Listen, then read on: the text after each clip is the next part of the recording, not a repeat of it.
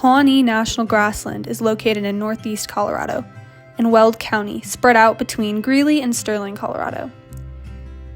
It consists of 193,000 acres of shortgrass prairie.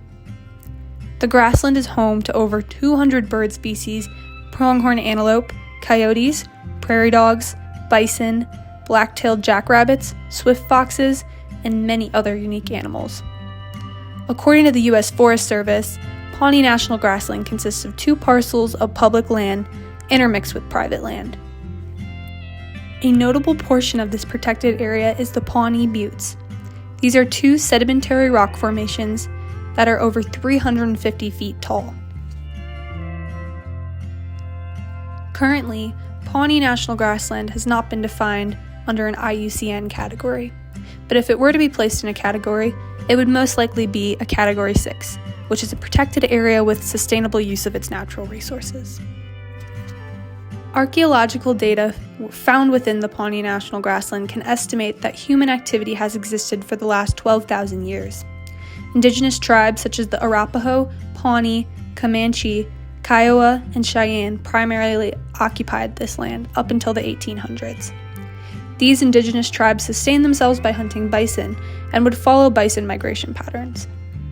In 1803, the United States acquired rights to this land through the Louisiana Purchase, but tribes resided in the area for centuries following. The demand for bison skyrocketed during the 1850s, when European fur traders began residing in the area. In 1867, the Treaty of Medicine Lodge forcefully removed Cheyenne and Arapaho people to Oklahoma, leaving the area officially to European settlers. The United States Forest Service began managing the area in 1954, and it was given permanent control in 1960 when the 19 national grasslands were formed, one of which was Pawnee National Grassland. Additionally, the process was not contested, and the major stakeholders of this area are the U.S. Department of Agriculture and the U.S. Forest Service. There are a multitude of threats that impact this area and cause degradation to the distinctive ecosystem that's filled with rich history. Some direct threats to this area include development of private land, malpractice by hunters, and oil and gas extraction. Pawnee National Grassland is surrounded by private landowners, many of whom have expanded their land within the bounds of the protected area. Additionally, malpractice by hunters is a concern, as there are bullet and casing litter throughout the grassland due to recreational shooting. While these threats impact the area, the primary threat I'm going to focus on is oil and gas extraction. According to the U.S. Forest Service, there are currently 210 oil and gas leases on the Pawnee National Grassland. This number does constantly change due to new developments, but currently, around 21 of these have producing wells on them.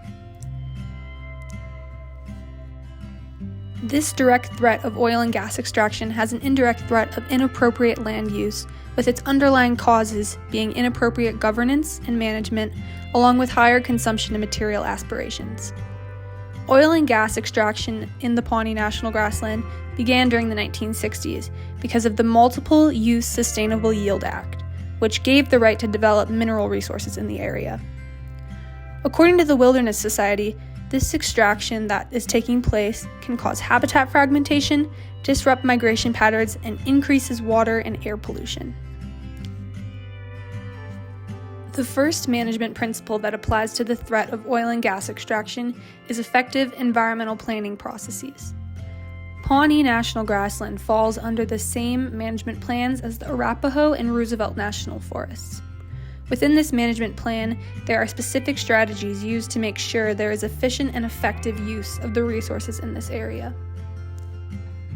Another relevant management principle is regulations coupled with adequate policies. Similar to zoning, there are management area prescriptions that have been put in place. This restricts oil and gas extraction in areas considered core habitats, wild rivers, and wilderness areas, while still allowing leases in the backcountry. Leasing permits are authorized by the Bureau of Land Management in conjunction with the National Environmental Policy Act, which conducts analysis of these leasing permits.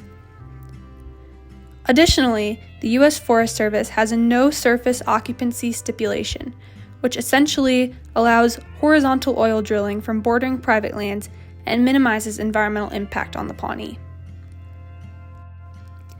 Finally, the last relevant management principle is a systematic assessment of human-caused threats, which may aid in effective management. As previously mentioned, the Environmental Policy Act analysis works to assess and authorize drilling permits, and this analysis can take anywhere from 6 weeks to a year to conduct. Following the analysis of the permit requests, the Bureau of Land Management will then make the final decision on whether they will authorize any oil and gas operations on this federal land.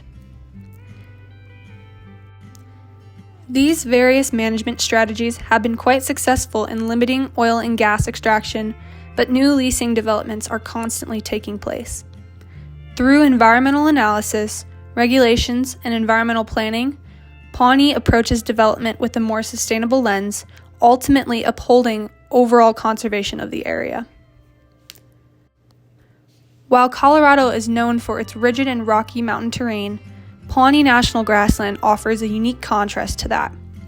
Its rock formations and unique landscape help encapsulate centuries of varying culture, identity, and history.